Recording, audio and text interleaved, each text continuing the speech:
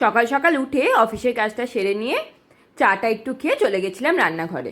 আজকে টিফিনের জন্য বানাবো রাগি পাস্তা। কড়াই বসিয়ে বাটার নিয়ে নিয়েছি, দিয়ে দিয়েছি একটু রসুন, একটু ক্যাপসিকাম, এখানে রেড আর ইয়েলো বেল পেপারও রয়েছে, আর একটু ব্রোকলি, একটুখানি মিক্সড হার্বস আর একটু নুন দিয়ে চাপা দিয়ে দিয়েছিলাম। চা খেতে খেতে একটু নুন দিয়ে আমি রাগি পাস্তাটা সেদ্ধ করে রেখেছিলাম। জল ঝরানো রাগি পাস্তাটা এবার দিয়ে দিলাম, আর দিয়েছি একটুখানি ময়দা।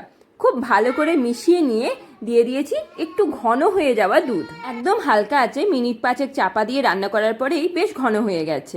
বাস রেডি হয়ে গেল আমাদের রাগি হোয়াইট সস পাস্তা। সঙ্গে দিয়ে দিয়েছি কয়েক টুকরো আপেল আর একটা সানপিস্টের চকোপাই। আজকে লাঞ্চ বক্স রেডি। খাবারটা একটু ঠান্ডা হতে দিয়ে ওকে এবার খেতে দিয়ে দেবো। গরম গরম ভাত আর ব্রোকলি ক্যাপসিকাম দিয়ে মাশরুম ভাজি। ওকে খেতে দিয়ে ঝটপট একটু গন্ধরাজ লেবু দিয়ে দইয়ের ঘোল করে দিলাম, বা দইয়ের শরবতও বলতে পারেন। এই গরমে দই, লেবু এগুলো আমাদের শরীর বেশ ঠান্ডা রাখে। সাবধানে যেও।